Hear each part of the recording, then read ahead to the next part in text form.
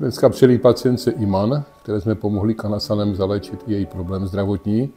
A ona nám řekne víc o tom, co všechno se vlastně dělo v minulosti, co se dělo s Kanasanem a jaký je současný její stav.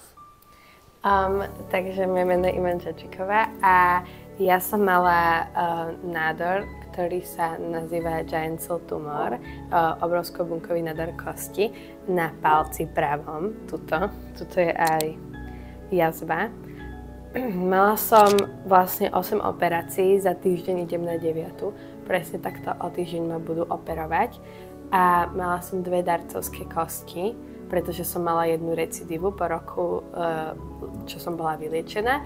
A následne na to, ako mi dali druhú darcovskú kost, som dostala zápal a nevedeli mi ho vyliečiť, pretože som mala 2 nemocničné baktérie, Echericia E. coli, a potom som mala ešte jednu.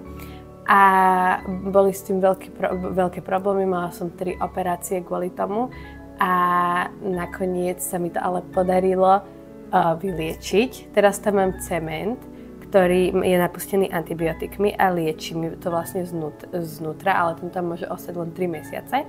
A po poslednej operácii, ktorú som mala v júli, na začiatku júla, sa mi nechcela zahojiť tá kosť, keďže bola 8 krát operovaná, tá koža sa mi nechcela zrásť a nešlo ju už pekne zahojiť. Takže my sme nevedeli, čo máme robiť a bola som v nemocnici a keď som bola hospitalizovaná, bola so mnou na izbe jedno dievča a povedala mi, že ono jedlo túto kašu od Kanasanu a že jej to veľmi pomohlo, keď ona mala veľakrát operovanú svoju kožu.